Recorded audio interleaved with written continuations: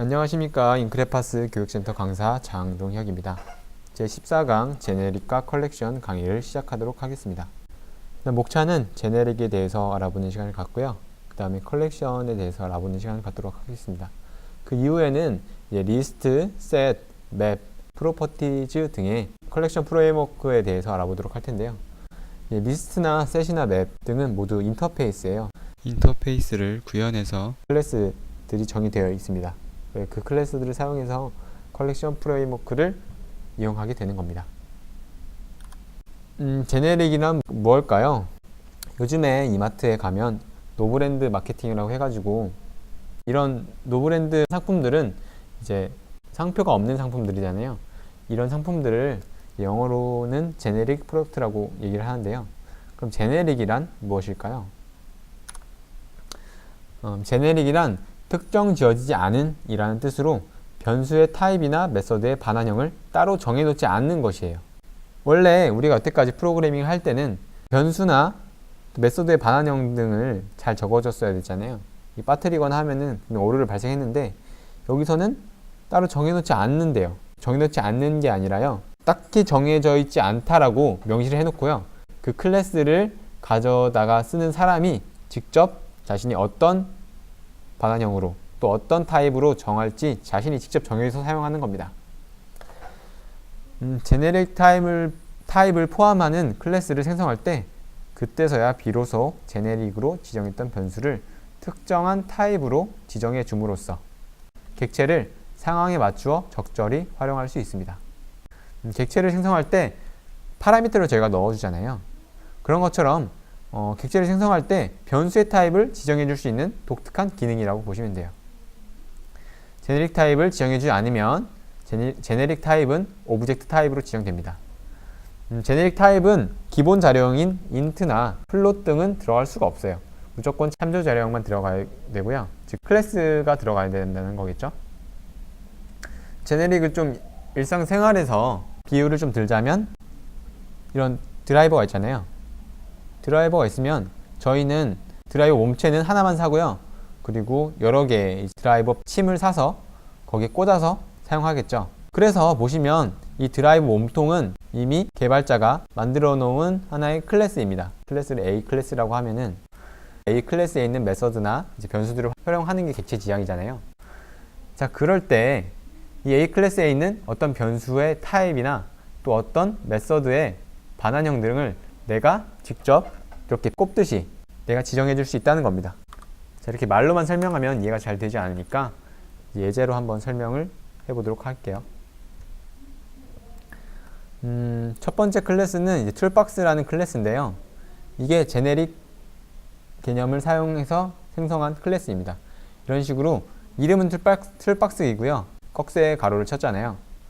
그렇게 되면 이 안에다가 v1이라고 넣어주고 또 v2라고 넣어줬습니다.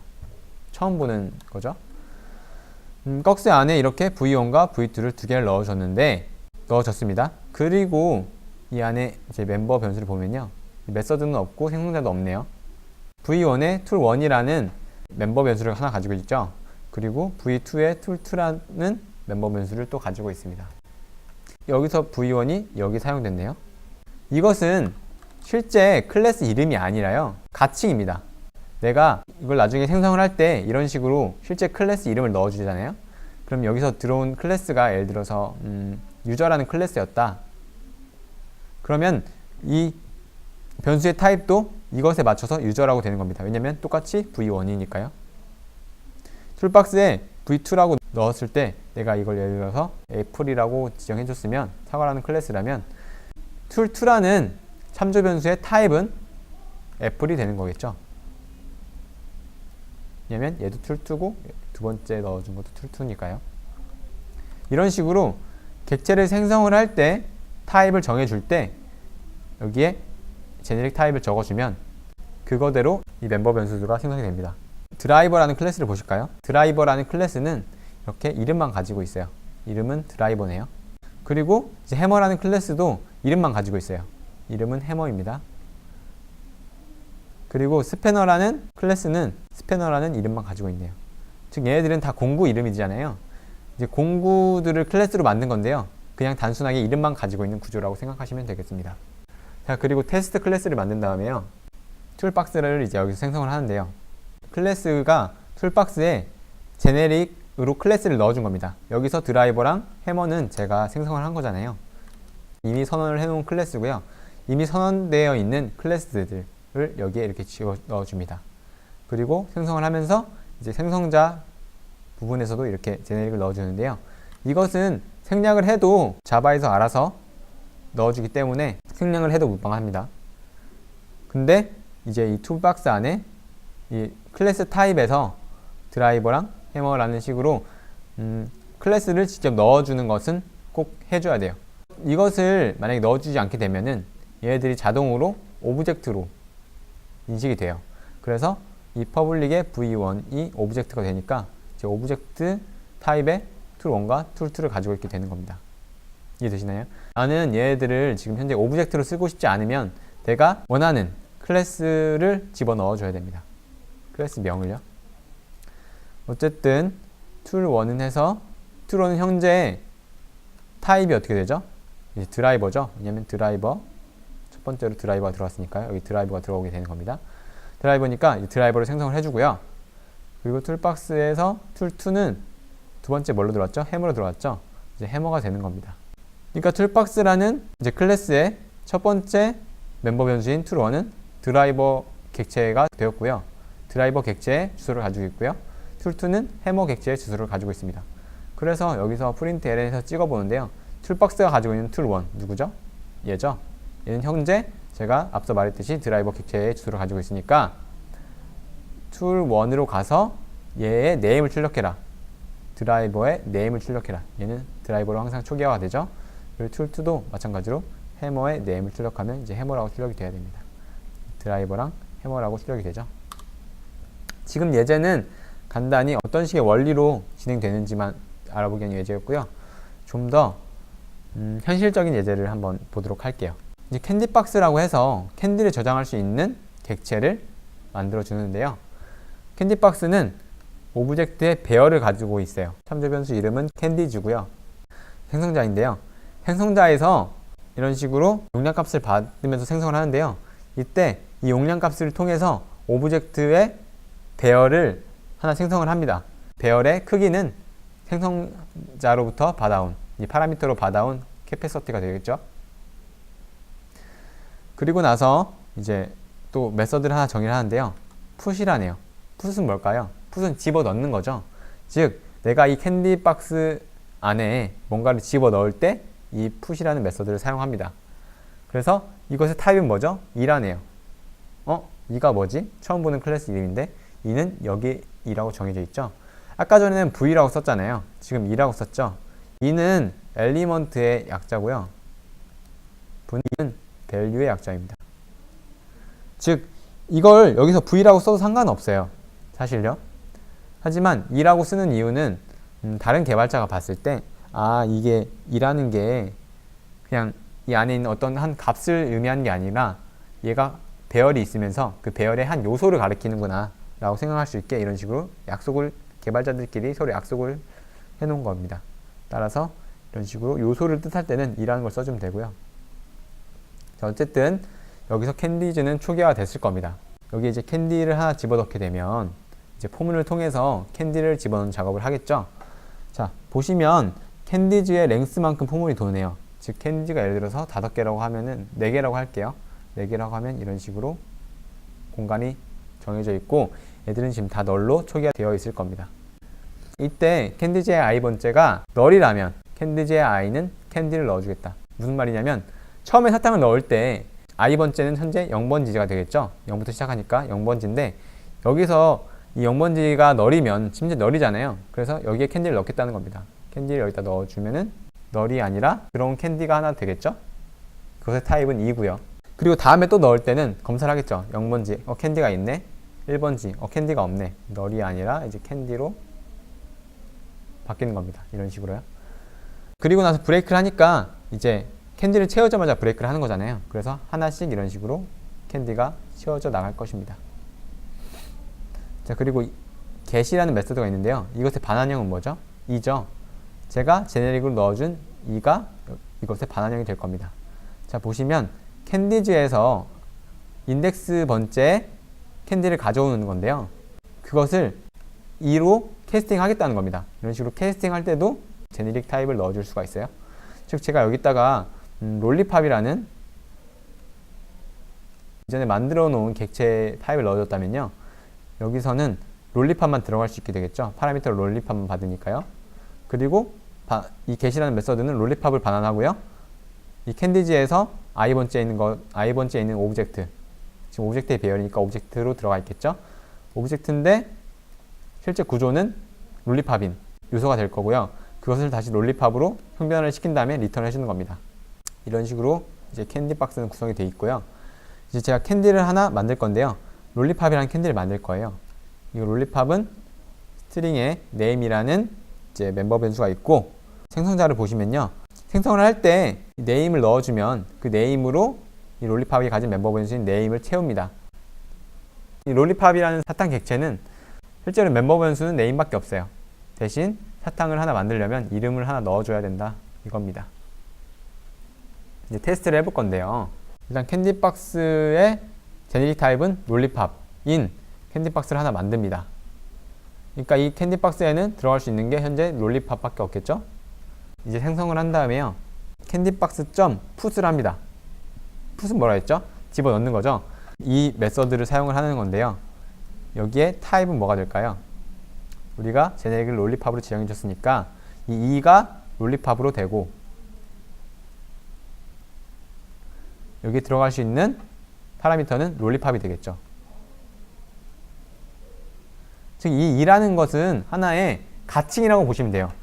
이런 식으로 가짜로 타입을 만들어 놓고요. 이 있죠? 이 있죠?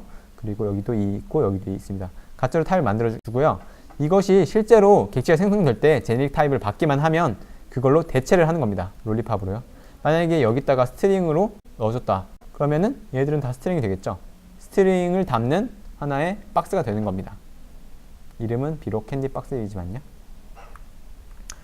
어쨌든 얘들이 롤리팝이기 때문에 여기에 롤리팝을 넣어줄 수가 있어요.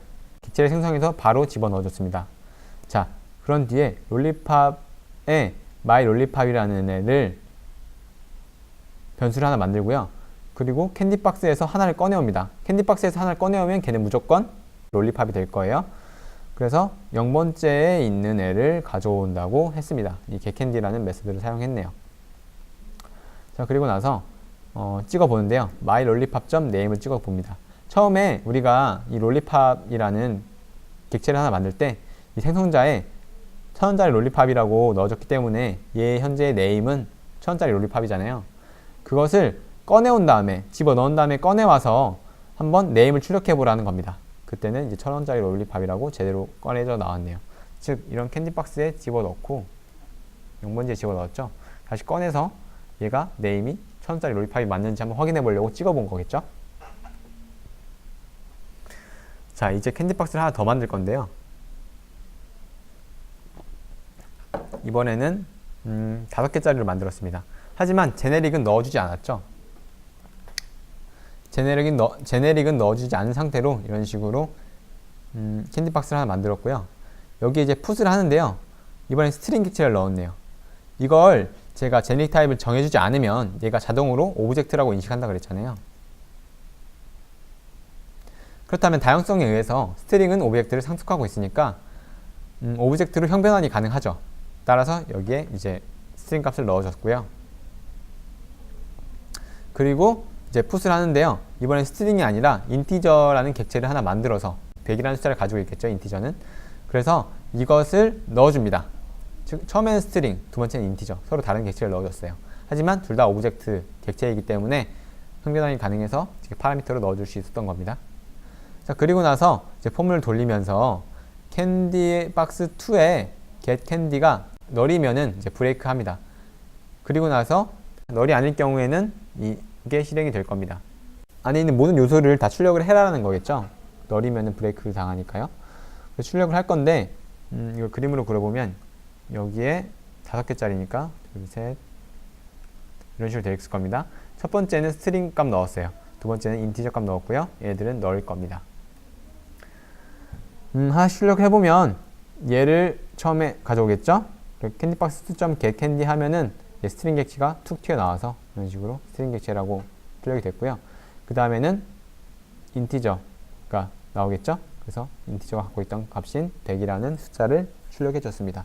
그러고 나선 널이 됐고요. 널일 때는 브레이크 하라고 했으니까 이렇게 밖으로 빠져나가게 될 겁니다. 제네릭을 이렇게 사용해서 제가 원하는 어떠한 박스에 내가 지정한 타입의 객체를 넣어주면 꺼냈을 때 그게 내가 지정한 타입이라는 객체라고 보장받기 위해서 이런 식으로 제네릭을 사용하게 된 겁니다. 뒤에서 배울 컬렉션도 저희가 방금 만들었던 캔디박스와 크게 다르지 않아요. 캔디박스처럼 컬렉션이라는 거 자체는 내가 객체들을 마구 담아두고 필요할 때 갖다 쓰든지 아니면 연산을 하든지 필요할 때 내가 저장하고 싶은 변수를 캔디박스에 저장하는 것처럼 이 컬렉션에 저장을 하고요. 제가 필요할 때 가져오고 그리고 실제로 내가 어떤 객체를 가지고 있는지 또 검사를 하고 이런 식으로 사용하게 되는 게 컬렉션 프레임워크입니다. 이렇게 일부러 연관지어서 예제를 만들었고요. 지금부터 보실 세 장의 사진은 수집광들의 사진인데요. 이 첫 번째 할아버지는 컵 수집광이래요. 컵이 엄청 많죠. 두 번째는 이 러버덕 수집광인데요. 러버덕 우리나라에서도 한때 참 인기가 많았었죠. 자, 그리고 마지막으로는 포켓몬 수집광이에요. 이거 다 사려고만 해도 돈으로도 장난이 아닐 것 같습니다. 컬렉션은 제가 보여드렸던 그림처럼 수집을 말해요. 근데 이 수집이 취미 수집이 아니라 객체들을 수집해서 넣어두는 하나의 공간인 겁니다. 이 여러 가지 객체들을 통틀어서 컬렉션 프레임워크라고 하는데요. 컬렉션 프레임워크란 배열과 비슷한 개념이래요. 여러 객체들을 효율적으로 추가, 삭제, 검색할 수 있도록 제공되는 라이브러리랍니다. 사실 라이브러리랑 프레임워크는 좀 다른 개념인데요. 그냥 현재는 같다고 생각하시고 들어주시면 되겠습니다. 자, 대표적으로 리스트, 셋, 맵이라는 인터페이스가 있으며 이 인터페이스들을 구현한 클래스들을 사용하게 됩니다. 어쨌든 이 리스트랑 셋이랑 맵은 결국 인터페이스예요. 즉 추상 메소드만 가지고 있겠죠. 이 추상 메소드를 구현해서 만든 클래스들을 우리가 사용하게 됩니다. 제네릭을 사용하며 컬렉션 객체가 한 종류의 객체들만 담을 수 있도록 하고, 즉 제가 제네릭을 예를 들어서 뭐 스트링으로 정해줬으면 이 박스에는 스트링만 담을 수 있게 되는 거예요. 그리고 꺼냈을 때 예상한 객체라는 것을 보장할 수 있어요. 예상한 객체라는 게 뭘까요? 제가 생성했을 때 넣어준 클래스 타입이라는 거겠죠. 이제 만년필 보관함도 어떻게 보면 하나의 컬렉션이라고 볼 수 있어요. 근데 배열을 제가 설명할 때 이 그림을 썼는데요. 만년필에 넣을 수 있는 건 만년필밖에 없습니다. 실제로는 샤프도 넣을 수도 있고 지우개도 넣을 수 있지만 프로그래밍에서는 이런 식으로 내가 만년필만 받도록 컬렉션을 만들겠다 하면은 이런 식으로 만년필만 들어올 수 있고요. 실제로 여기서 아무거나 툭 꺼냈을 때 걔는 뭘까요? 만년필이 되겠죠. 컬렉션 프레임워크의 클래스 구조인데요. 일단 컬렉션이라는 인터페이스가 있어요. 그리고 이 컬렉션이라는 것을 리스트라는 인터페이스와 셋이라는 인터페이스가 각각 상속을 하고 있어요. 인터페이스 간에도 상속을 할 수 있다고 제가 말씀을 드렸죠. 인터페이스 간 상속을 하게 되면 컬렉션에서 만들었던 추상 메서드들을 리스트나 셋이 구현해야 되는 게 아니고요. 얘들도 똑같이 인터페이스잖아요. 그 추상 메서드를 가지고 있는 것처럼 효과를 볼 수 있습니다. 지금 무슨 말이냐면 어레이 리스트가 리스트를 구현을 하는데요. 어레이 리스트는 리스트가 가지고 있는 추상 메서드를 모두 이제 구현을 해야 되죠. 그리고 컬렉션을 상속하기 때문에 컬렉션이 가지고 있는 추상 메서드들도 다 구현을 해야 됩니다. 링크드 리스트도 마찬가지고요. 그리고 이제 구조를 보시면 이제 리스트가 있고요. 리스트를 어레이 리스트와 링크드 리스트가 구현을 하고 있고, 이제 셋이 있는데요. 셋은 해시셋이라는 애와 트리셋이라는 애가 셋을 구현하고 있습니다. 그리고 동떨어져 있어서 맵이라는 애가 있는데요. 맵이라는 애는 컬렉션을 이렇게 상속받고 있지 않습니다. 자, 맵이라는 애는 해시맵과 트리맵이라는 클래스가 있으며 이 두 개의 클래스가 맵을 구현하고 있겠죠. 비록 클래스 관계에서 이렇게 같은 부모를 가지고 있지는 않지만요. 맵이랑 셋이랑 리스트는요. 서로 연관이 되게 많아요. 이 해시셋과 트리셋은 실제로 내부적으로는 이 해시맵을 가지고 있어요. 트리셋은 트리맵을 가지고 있고요. 그러니까 객체를 가지고 있다는 말입니다. 그리고 제가 여기서 써줬던 대표적인 클래스 외에도 이 리스트나 셋이나 맵을 구현하고 있는 클래스들은 되게 많아요. 근데 대표적인 것들만 써놓은 거라고 보시면 되겠습니다. 먼저 리스트를 보실 건데요. 리스트는 어레이 리스트와 링크드 리스트가 있습니다. 그리고 오른쪽에는 주요 메서드들인데요. 일단 add는 추가하는 거죠. 이제 int에 인덱스 번호 넣어주고 거기에 이제 element라고 오브젝트를 하나 집어 넣어줍니다. 현재는 오브젝트겠지만 실제로 이 어레이 리스트나 링크드 리스트를 객체를 생성할 때 타입에 예를 들어서 스트링으로 넣어주면 여기서 받는 것은 스트링이 되겠죠. 이렇게 제네릭을 쓰는 겁니다. 여기 인덱스 값을 넣어주지 않고 이렇게 실제 값만, 요소만 넣어주게 되면 자동으로 인덱스를 계산해서 넣어줍니다. 즉 현재 어레이 리스트에 이렇게 0번지에는 얘가 들어있고 1번지에는 얘가 들어있고 3번지에는 얘가 들어있으면 4번지에 뭔가 객체를 추가하려고 하면은 이렇게 요소만 집어넣어주면 자동으로 4번지에 3번지가 되겠죠. 3번지에 넣어줍니다. add all이라는 게 있는데요. add all은 이 인덱스 번호를 주고요. 거기다가 컬렉션 타입의 객체를 하나 받습니다.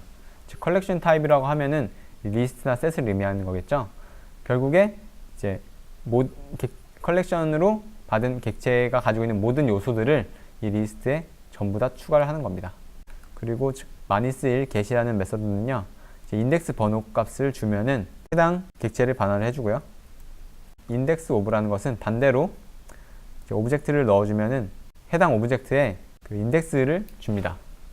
그리고 라스트 인덱스 오브라는 건 뭐냐면요, 위에 인덱스 오브 메서드에서 똑같은 객체가 중복해서 들어갈 수 있어요. 리스트 같은 경우에는 얘는 얘랑 똑같은 객체예요. 근데 얘는 0번지고요. 얘는 2번지고 얘는 100번지라고 해볼게요. 여기서 이 똑같은 객체를 주면서 이 주소값을 주면서 이것의 인덱스는 무엇이냐라고 물어봤을 때 그냥 인덱스 오브는 0번지를 주고요. 라스트 인덱스 오브는 100번지를 줍니다. 그 차이고요. 리무브라는 게 있는데요. 리무브는 이제 인덱스 값을 주면요, 이제 그걸 지워줍니다.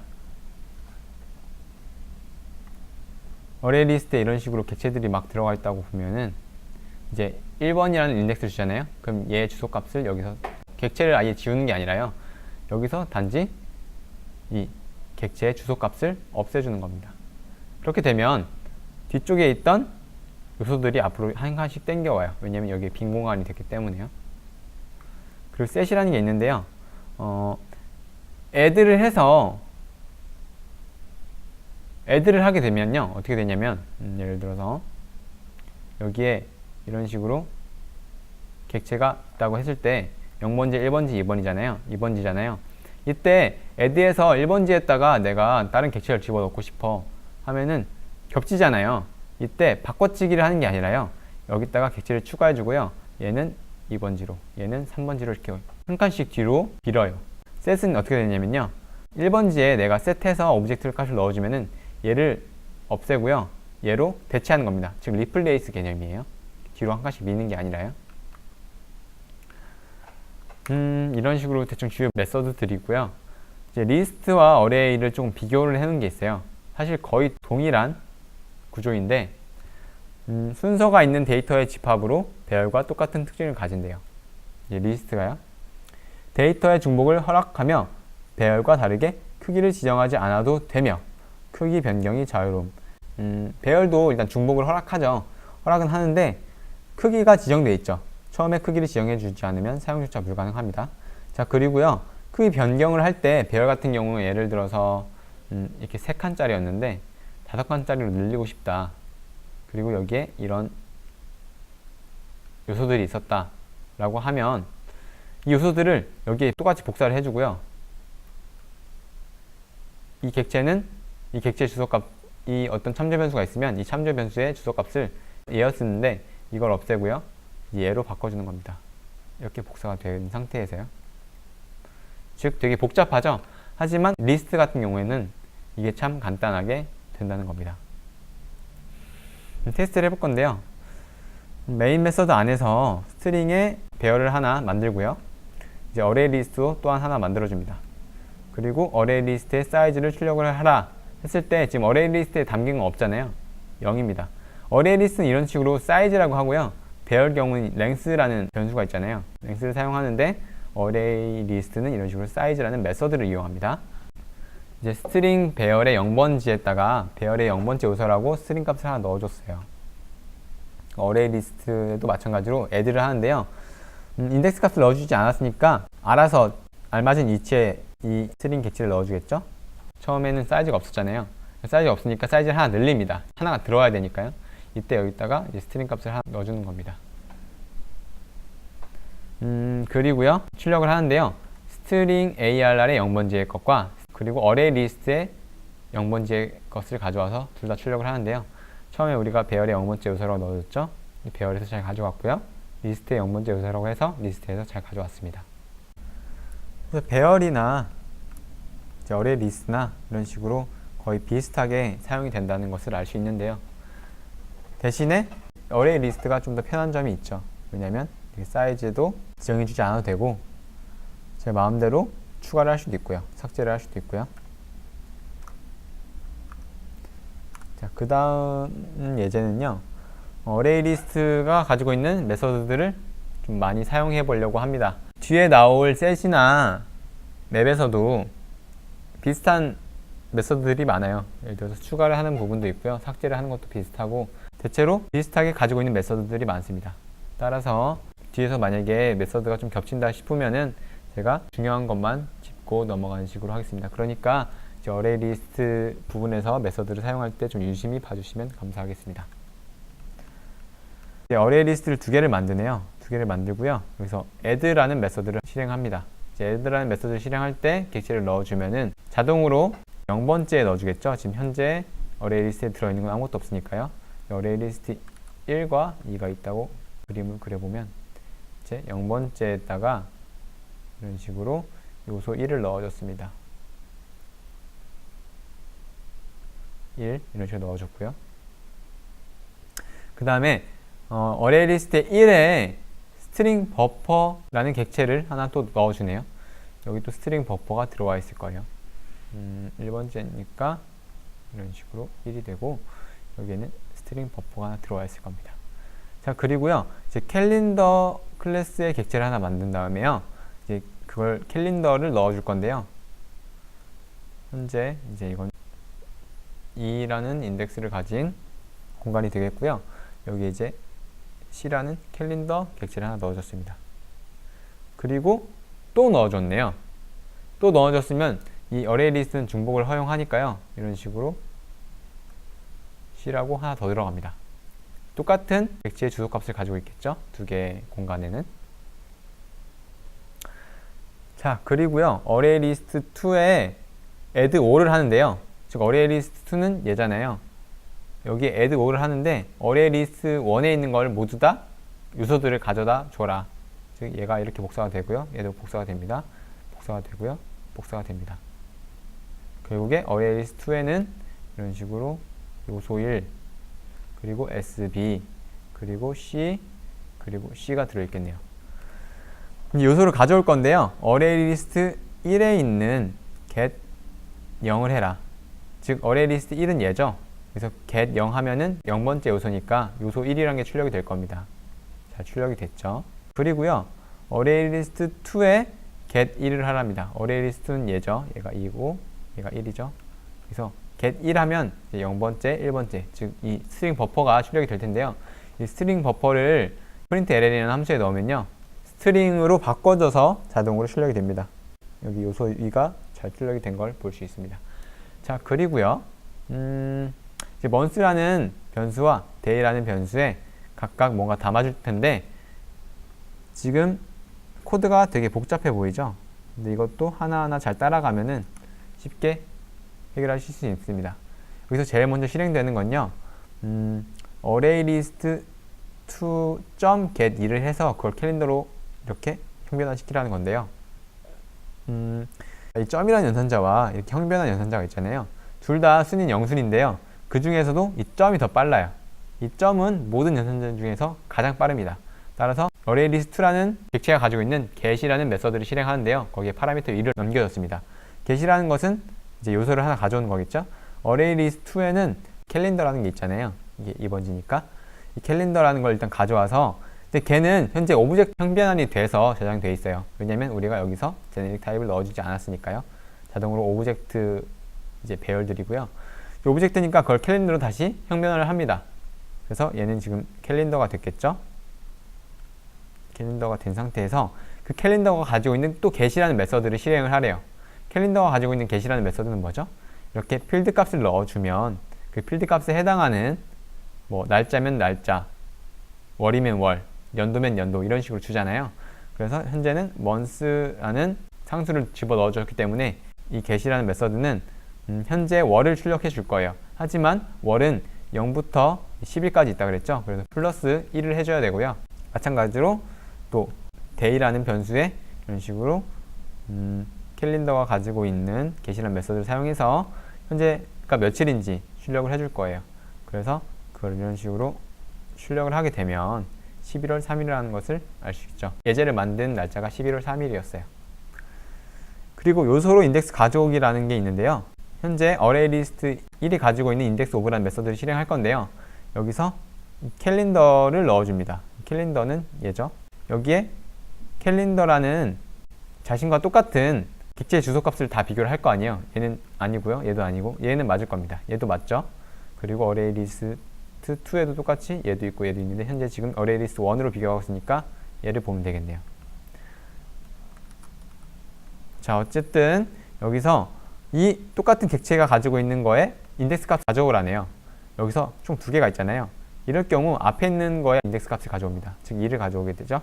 얘는 2를 반환하고요. 그리고 last index of라는 게 있는데요. 주소값이 같은 객체들 중 제일 마지막에 있는 인덱스 번호를 가져오라는 겁니다. 제일 마지막, 둘 중에는 얘가 마지막이죠. 얘 인덱스 번호 3이죠. 그러니까 여기서는 3을 가져오겠네요. 그래서 2와 3이 출력이 된 걸 볼 수 있습니다. 그리고 array list 1에 저장된 요소를 모두 출력을 해볼 건데요. 일단 모두 출력해 보니까 이런 식으로 스트링과 스트링 버퍼는 이제 문자열이 잘 출력이 됐고요. 나머지 이제 캘린더 같은 경우에는 이제 해시 값이 출력이 되는데요. 이 뒤에 골뱅이에서 해시 값이 들어 있습니다. 이것은 실제 주소 값은 아니고요. 이 객체를 구별할 수 있는 유일한 고유 번호라고 생각하시면 돼요. 어쨌든 이렇게 출력이 됐고요. 줄을 하나 쳤고 이제 array list 1에 있는 remove라는 함수를 사용할 건데요. 이제 함수에는 0이라고 인덱스 값을 넣어줬죠. 0번지에 뭐가 들어있었죠? 0번지에 이제 요소 1이라는 게 들어있었잖아요. 요소 1 그리고 이제 S, B, C, C 이런 식으로 들어있었는데 얘를 지우라네요. 얘를 지우게 되면 얘가 지워집니다. 그리고 나서 중요한 건 뭐냐면요. 이렇게 한 칸씩 당겨줘 와요. 즉 빈자리를 채우려고 뒤에 있는 요소들이 앞으로 한 칸씩 당겨지는 거죠.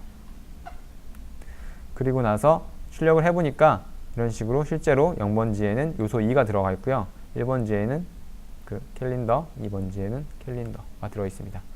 그리고 나서 이제 set이라는 메서드를 실행할 건데요. 0번지를 요소 1-1로 바꾸래요. 0번지에는 현재 뭐가 들어있죠? 여기서 한 칸 당겨줘 왔기 때문에 이제 스트링 버퍼가 들어있는데요. 이 스트링 버퍼를 없애고 요소 1-1이라는 스트링 값을 여기다 넣었습니다. 그러니까 얘가 얘로 바뀌었죠? 그 나머지는 똑같고요. 이런 식으로 set을 할 경우에는 뒤로 밀어내지는 않고요. 실제로 그 값을 바꿔치기를 합니다. 그리고 remove 할 때는 한 칸씩 당겨온다. 뒤에서 이거 꼭 기억해 주시기 바랍니다. 그 다음에 linked list라는 게 있는데요. 이제 메서드 사용은 완전 똑같아요. 파라미터도 똑같고요. array list랑 완전 똑같은데 이제 구조적으로는 달라요. 내부 구조가 어떻게 다르냐면요. 일단 array list를 먼저 보면 array list는 이런 식으로 배열과 비슷한 구조를 가지고 있죠. 이게 하나의 참조 변수라고 하면 참조 변수는 array list의 값을 가지고 있습니다. 그리고 linked list를 보시면요. 이런 식으로 linked list라고 참조 변수에 얘가 이 linked list의 첫 번째 요소의 주소를 가지고 있습니다. 그래서 이 linked list로 접근하면요. 이 첫 번째 요소가 나옵니다. 그리고 이 첫 번째 요소는 그 다음 요소의 주소를 가지고 있고요. 그리고 인덱스 값을 가지고 있죠. 지금 무슨 말이냐면 여기서 이 여러 개의 요소는 하나의 객체로 이루어져 있지만 linked list 같은 경우에는 이렇게 여러 개의 객체로 이루어져 있다는 것을 보실 수 있습니다. 그래서 이 linked list에서 두 번째 요소의 값을 가져와라 라고 하면 두 번째 요소에 접근을 해야 되잖아요. 접근을 합니다. 0번째에 접근을 하고요. 그 다음에 이게 가지고 있는 다음 주소를 찾아갑니다. 0번째 요소는 다음 요소의 주소 값을 가지고 있다 그랬잖아요. 300을 찾아가면 얘가 나오죠. 얘는 다시 그 다음 요소의 주소값을 가지고 있습니다. 0 곱하기 350이죠. 찾아가면은 실제로 얘가 나오고 얘의 인덱스 값이 2이기 때문에 이 요소가 가지고 있는 값을 가져오게 되는 겁니다. 뭔가 되게 비효율적으로 보이시죠? 하나하나씩 일일이 주소를 계속 찾아 나가야 되니까요. 하지만 이 링크드 리스트에는 장점이 하나 있어요.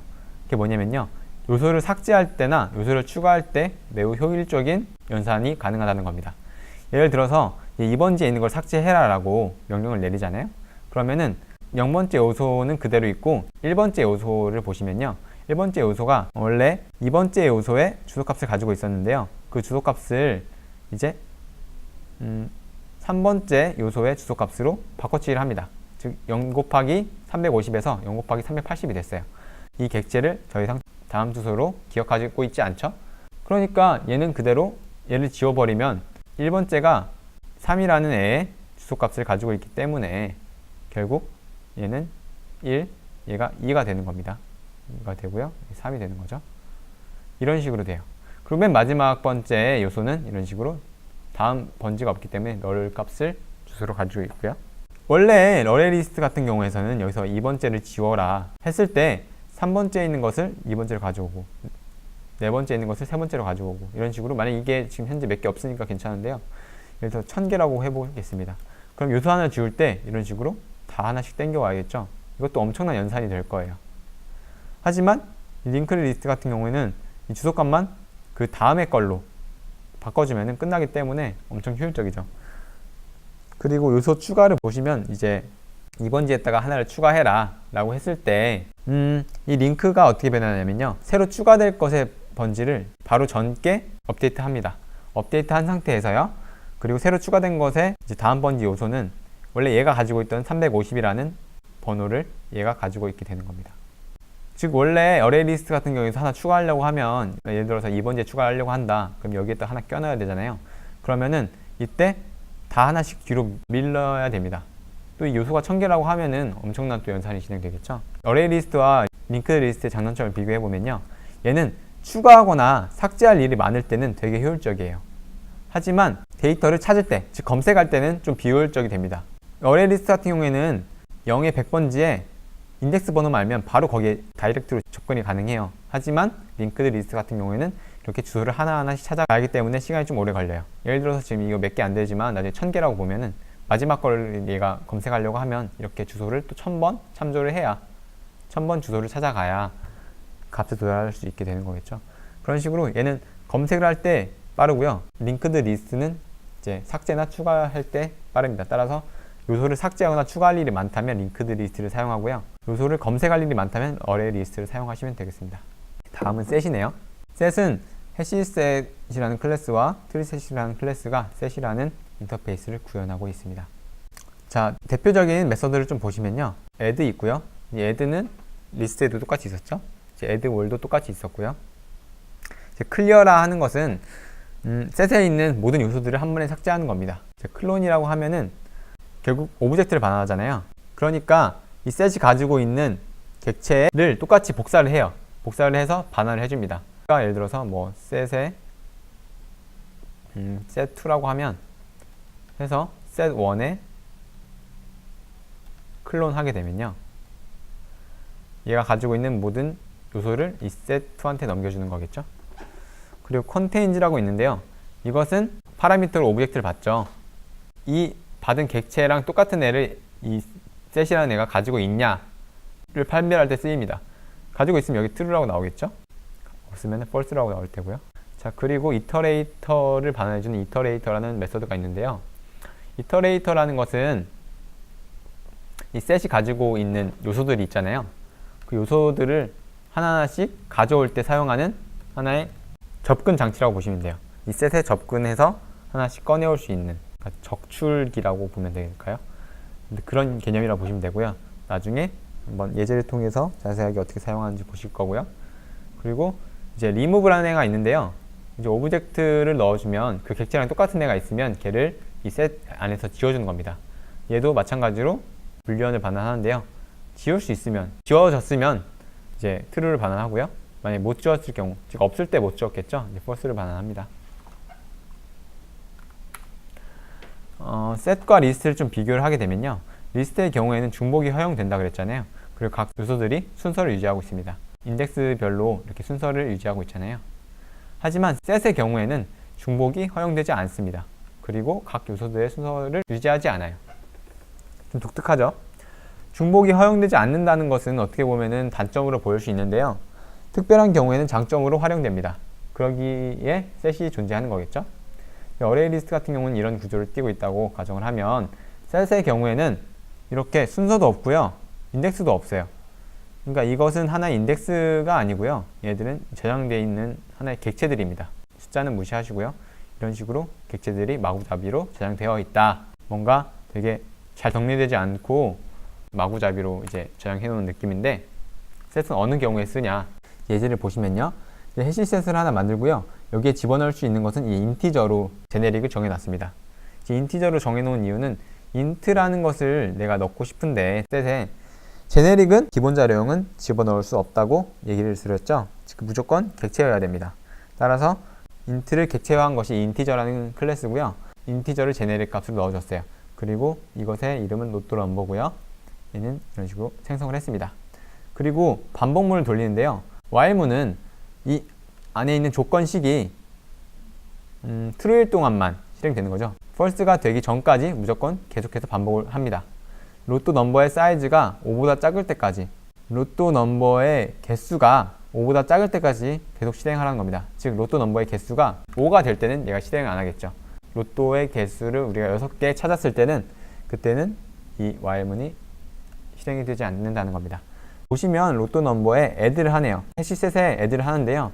new integer 하는데 그 안에 숫자를 넣어주게 돼 있잖아요. 보통. 근데 그 숫자는 어떤 거냐? 자, 이것도 한 번씩 풀어 써보면 math라는 클래스가 있고 그 math라는 클래스에 random이라는 함수를 실행할 건데요. 거기다가 곱하기 45로 합니다. math.random 하면 0부터 0.999999까지 되잖아요. 45로 곱했으니까 이것의 범위는 0부터 44.999가 되겠죠. 44.9999가 될 거예요. 여기서 1을 더했죠. 1을 더하니까 1부터 45.9999까지 중에 실수 중에 하나를 딱 집어서 반환을 해줘요. 랜덤으로. 이걸 인트로 캐스팅하면 어떻게 될까요? 예를 들어서 여기서 가져온 게 41.2374다. 그럼 이걸 인트로 캐스팅하는 순간 소수점 밑에 자리는 다 날아가 버리죠. 얘는 41이 됩니다. 예를 들어서 여기서 가져온 숫자가 45.9998이면은 얘를 인트로 캐스팅한 순간 얘는 45가 돼요. 여기서부터 여기까지의 식은 1부터 45까지의 숫자 중 임의로 한 가지의 숫자를 가져오게 됩니다. 로또 숫자가 1부터 45 중에 랜덤으로 하나씩 가져와서 이제 추첨을 하잖아요. 그런 식으로 이제 랜덤으로 숫자를 하나씩 가져오는 겁니다. 이 숫자가 5개가 될 때까지요. 로또가 숫자가 공이 6개인데 제가 실수로 5개라고 해버렸네요. 어쨌든 5개의 숫자를 1부터 45까지 찾는 그런 게 되겠죠. 그거를 찾아서 로또 넘버에 넣는 거예요. 하지만 로또 넘버의 개수가 5보다 작을 때까지 됐잖아요. 그래서 하나씩 들어왔다고 생각해 보겠습니다. 1이 들어왔고요. 뭐 24가 들어왔고 2가 들어왔고 뭐 7이 들어왔고 숫자가 또 들어왔는데 그 숫자가 하필 24인 거예요. 24이면은 이 셋은 중복을 허락하지 않잖아요. 그쵸? 따라서 add가 되지 못합니다. 무시가 돼버려요. 그리고 여전히 이 로또 넘버의 사이즈는 4고요. 이번에 숫자를 뽑았더니 7인 거예요.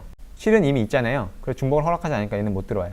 결국에 뭐 40이라는 숫자가 들어와서 이 숫자가 5개가 돼서 이 반복문을 빠져나갈 수 있게 그런 식으로 되게 되는 거거든요. 그러니까 이걸 만약 어레이 리스트로 구현을 했다고 하면 어레이 리스트는 중복을 허용하잖아요. 따라서 45, 뭐 3, 2, 45, 2 이런 식으로 숫자가 들어올 수 있어요. 중복을 허용하니까. 그쵸? 로또 번호들은 이런 식으로 중복이 되면 안 되잖아요. 따라서 어레이 리스트보단 이때는 셋을 쓰는 게 맞다고 보시면 되겠습니다. 이 셋은 이터레이터라는 독특한 클래스의 객체를 통해서 이제 하나씩 꺼내올 수가 있는데요. 이터레이터를 생성하는 방법은 로또 넘버, 즉 얘는 해시셋이죠. 걔가 가지고 있는 이터레이터라는 함수를 실행하면 됩니다. 실행하게 되면 이 이터레이터가 하나 객체가 생성이 되고요. 그 iterator.hasNext라는 메서드를 실행하게 되면 얘가 결과값으로 불리언을 줘요. 즉 true 아니면 false를 주는데 iterator라는 것은 이제 그림을 좀 보시잖아요. 이런 식으로 셋에 지금 저장이 되어 있다 하면 이터레이터는 제일 처음으로 이 곳을 화살표로 가리키고 있어요. 즉 제일 앞에를 화살표로 가리키고 있거든요. 이때 헤지 넥스트라고 하면 이 화살표 뒤에 객체들이 존재하면 무조건 얘는 true를 반환시킵니다.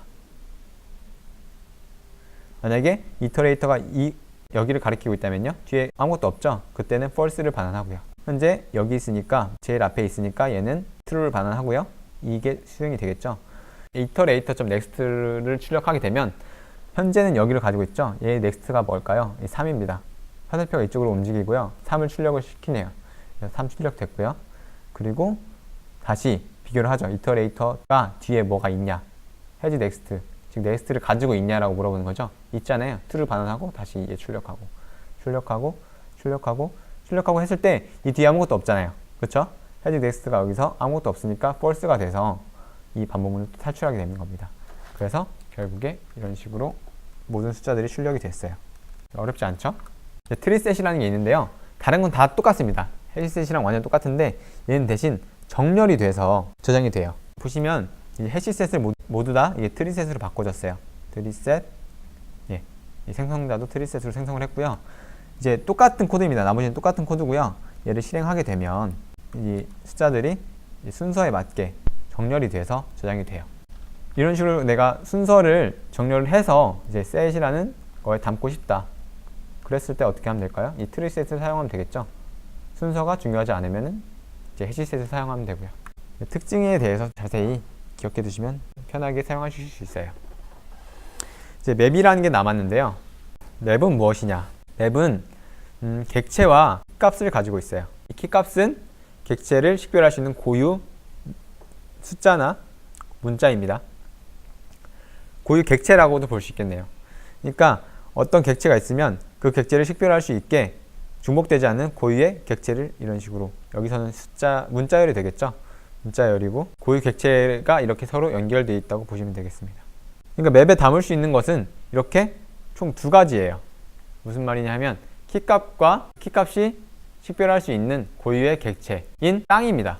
하나의 짝짝꿍인데 이 짝짝꿍을 맵이라는 곳에 요소에 하나씩 담는 건데요. 이 요소들은 이제 키와 밸류로 이루어져 있죠. 키, 밸류 이런 식으로 요소들이 하나씩 존재하는 겁니다. 이제 맵이라는 인터페이스를요, 해시맵과 트리맵이라는 클래스가 구현하고 있습니다. 주요 이제 메서드로는 보시는 바와 같이 있습니다. 이제 간단히 설명하면요, 이제 contains key라는 것은 맵의 구조를 일단 먼저 보실게요. 맵의 구조는요, 일단 어레이 리스트 같은 경우는 이런 식으로 구성이 되어 있다고 보면, 이제 맵 같은 경우는요, 일단은 키 테이블이라는 것에 접근을 합니다. 여기서 이 바로 객체에 접근을 해서 여기서 인덱스 값으로 값을 가져오는 것처럼 맵에는요, 키 테이블이라는 게 존재해요. 즉 모든 키들을 모아놓은 키 테이블이 존재하고요. 이 키 테이블로 도착해서 키 값으로 다시 객체에 접근하는 겁니다. 여기서 홍길동, 이순신, 정도전, 장영실, 권율이 있었잖아요. 여기서 저는 이 각각 성이 겹치지 않으니까 이 성으로 키를 만든 거예요. 그래서 홍이라는 키에 홍길동이라는 객체가 있고요. 이라는 키에 이방원이라는 객체가 있습니다. 그리고 정, 장, 권, 정도전, 장영실, 권율 이런 식으로요. 어떻게 보면 얘도 약간 셋이랑 비슷하죠. 순서대로 저장되는 게 아니라 이런 식으로 마구잡이로 저장이 되어 있습니다.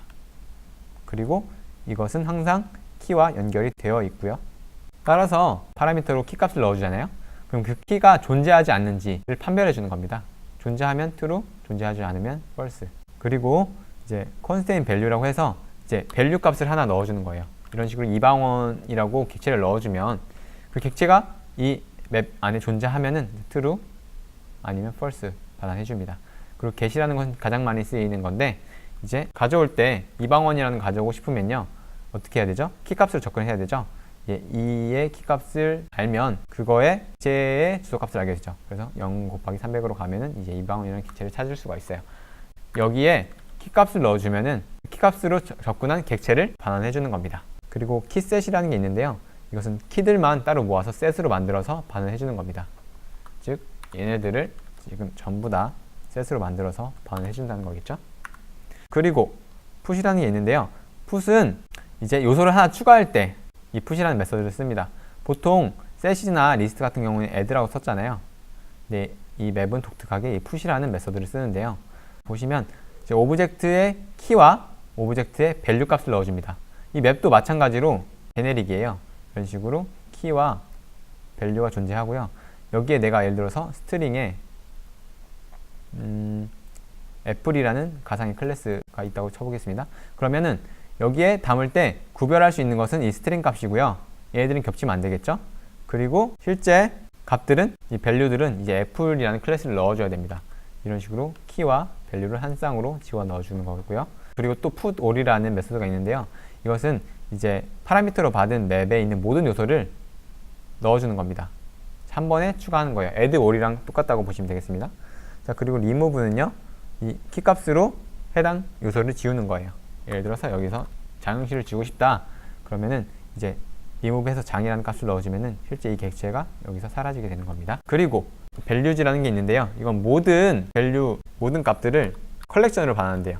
이방원, 홍길동, 권율, 정도전, 장영실을 컬렉션으로 반환해 주는 겁니다. 맵이 아니라 이런 식으로 정보들만 갖고 있는 어레이 리스트나 셋으로 이제 반환을 해주는 거겠죠. 자, 이렇게 주요 메서드들이 끝났고요. 이것은 제가 아까 전에 말씀드렸던 부분이에요.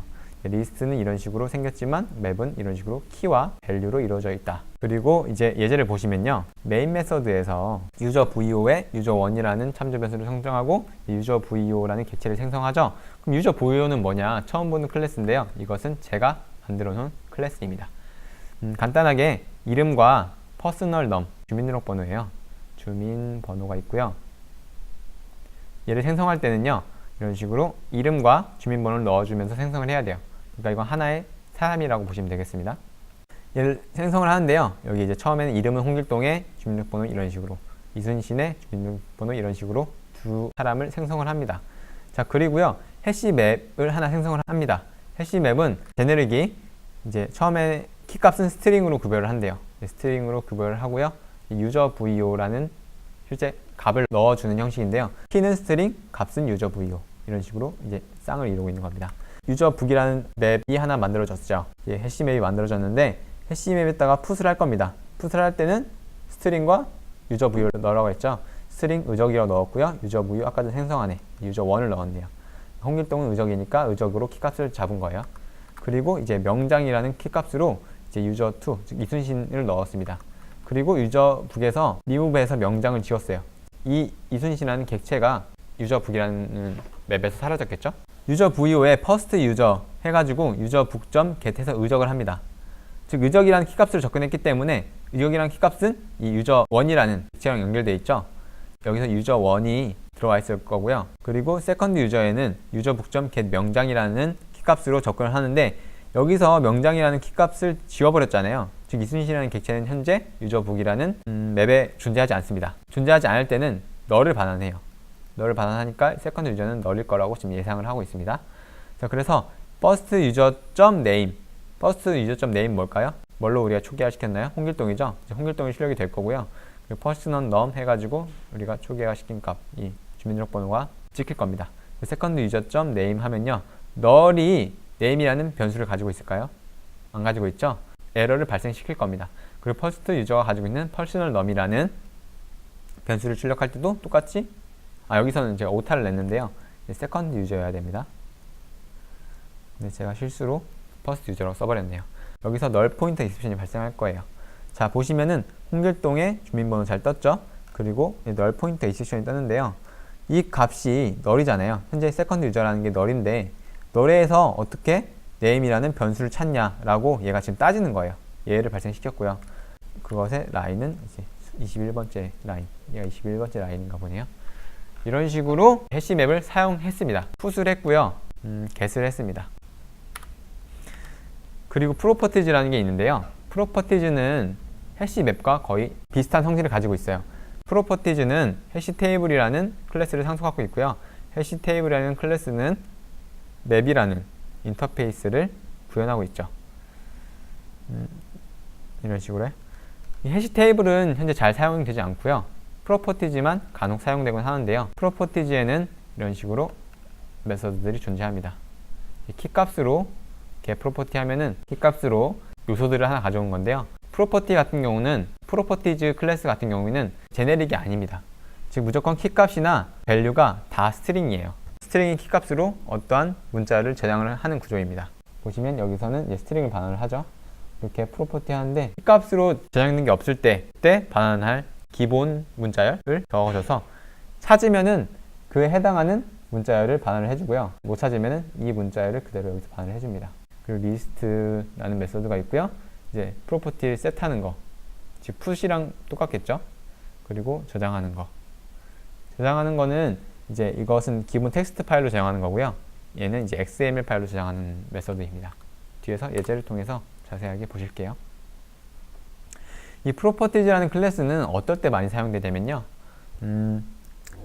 어떤 정보를 이제 텍스트 파일이나 XML 파일로 저장할 때 많이 쓰이는데요. 보통 그럴 경우가 어느 경우가 있냐면요. 예를 들어서 게임이라고 하면 게임에서 환경 변수들 있잖아요. 즉 설정 값들. 여기서 보시면 이제 스크린 모드, 즉 창 모드가 윈도우냐 아니면 인게임 모드냐, 그리고 마우스 감도, 볼륨 같은 거 있잖아요. 이제 배경음악 볼륨, 게임 볼륨 이런 식의 이제 환경 설정이 있으면 이것을 파일로 저장을 할 수가 있습니다. 이 프로퍼티즈라는 클래스를 통해서요. 이때 파일로 저장할 거면은 우리는 아직 파일 입출력에 대해서 배우지 않았어요. 후에 배울 건데요. 이 프로퍼티즈라는 클래스를 설명을 드리려면 파일 입출력에 대해서 그 클래스들을 사용을 해야 돼요. 오늘은 간단하게 사용만 해보고 다음 시간에 제대로 배우는 시간을 갖도록 할게요. 일단 이 스트림이라는 것에 대해서 간단하게 설명을 드릴게요. 스트림이 뭐냐면요. 어떠한 파일이나 어떠한 리소스에 내가 접근을 하려고 해요. 자바에서 접근을 하려고 하는데 그 파일과의 연결 통로를 만들어주는 겁니다. 하나의 빨대라고 보시면 돼요. 입력할 때는 이 인풋 스트림이라는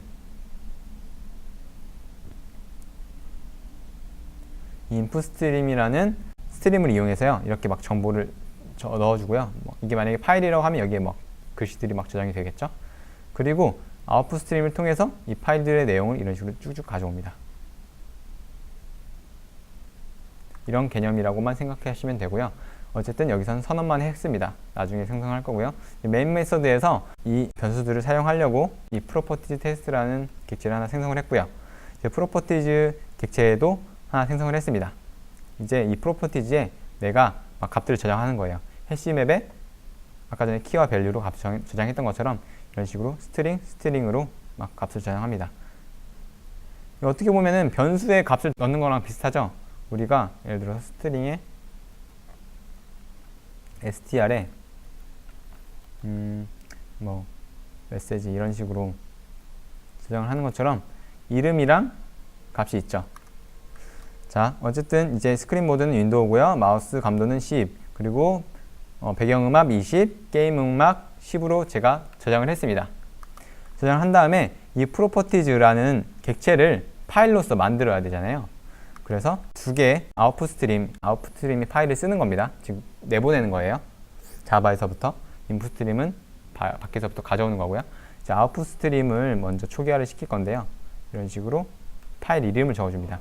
원래 여기는 경로를 적어줘야 되는데 경로를 적어주지 않고 바로 파일 이름만 적어주면은 이 클래스의 기본 폴더에 저장이 된다고 생각하시면 돼요. 이런 식으로 이제 XML로 저장할 스트림과 그냥 파일로 저장할 스트림 두 개를 초기화를 하고요. 여기선 예외가 발생해요. 예외가 발생하는데 파일을 어떻게 보면 접근하는 거라서 이제 파일 not found 익스프레션이 존재할 수 있고요. 이때는 파일이 존재하지 않는다라고 출력을 해주겠습니다. 예외 처리를 한 거예요. 그리고 프린트 스택 트레이스 출력하고요. 자, 그리고 이제 프로퍼티즈를 저장을 할 건데요. 프로퍼티즈의 스토어라는 이제 메소드를 사용하는 거겠죠. 여기에는 이 두 가지 파라미터가 들어가는데요. 보시면 이제 스트림 들어가죠. 그리고 헤더라고 들어가는데요. 이 헤더는 일종의 하나의 설명글이라고 보시면 돼요. 이 파일에 대한 주석 같은 개념. 그래서 크게 신경 쓰실 필요 없고요. 이제 여기서 스트림을 둘 다 넣어주고 헤더로 여기서는 이제 뭉크래프트라는 게임의 설정 파일이다 라고 설명을 넣어줬습니다. 그리고 이것은 이제 뭉크래프트라는 게임의 설정 XML 파일이다 라고 이제 주석을 달아주고요. 그랬을 경우 여기서 예외가 발생하지 않았을 경우 저장 성공입니다.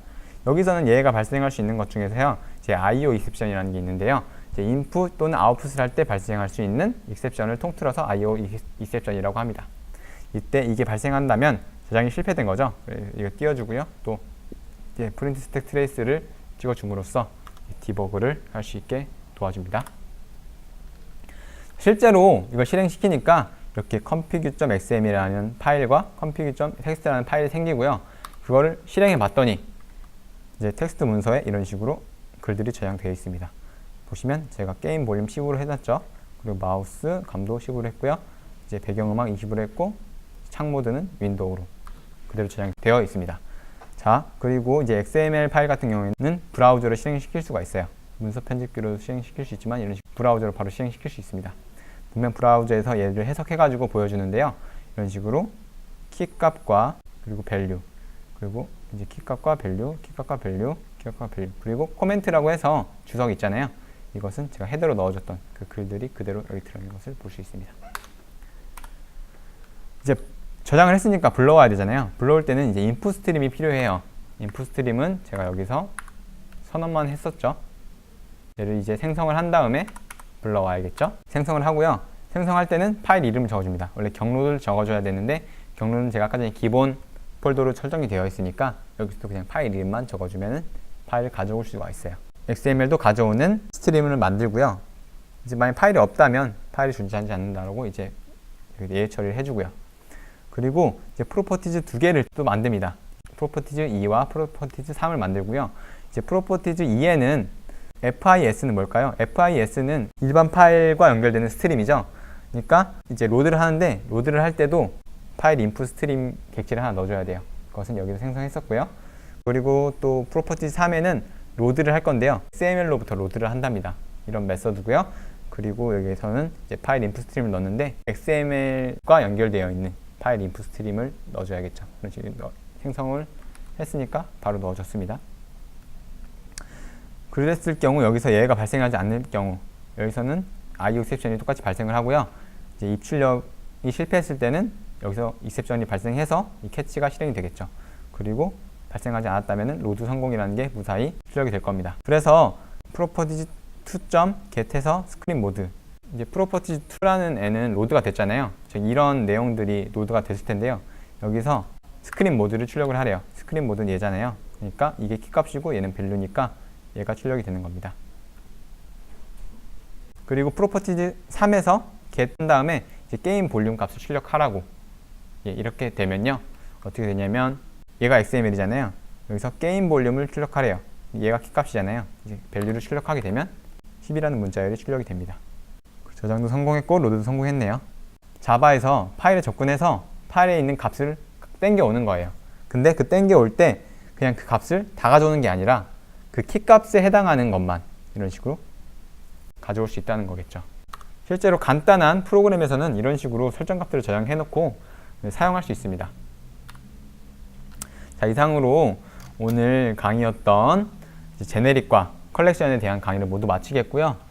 제네릭과 컬렉션 같은 경우에는 특히 제네릭 같은 경우에는 이제 컬렉션을 이해하기 위한 하나의 수단으로 생각하시는 분들도 계신데요. 여러분들이 실제 클래스를 정의하실 때 제네릭을 사용하시면 편리함을 느끼실 경우가 종종 생기실 거예요. 그러니까 다시 한번 개념 복습하시고요. 컬렉션 같은 경우에는 여러분들이 나중에 프로그래밍 하실 때 엄청 자주 쓰여요. 배열 자체가 좀 불편한 점이 많기 때문에 보통 이 컬렉션 객체들을 많이 사용하는데요. 각자 클래스들마다 서로 장단점이 있잖아요. 어떤 거는 중복 허용하고 또 어떤 거는 중복 허용하지 않고 또 어떤 거는 정렬도 해주고 어떤 거는 정렬해주지 않고 이런 식으로 각자 구조가 다르고 장단점이 있으니까 여러분들의 프로그래밍 환경에 따라서 조건에 따라서 알맞게 사용하시면은 이제 효율성이 높은 프로그램이 만들어질 거라고 예상합니다. 강의를 이제 진짜 마치겠고요. 여러분들 모두 수고 많으셨습니다. 감사합니다.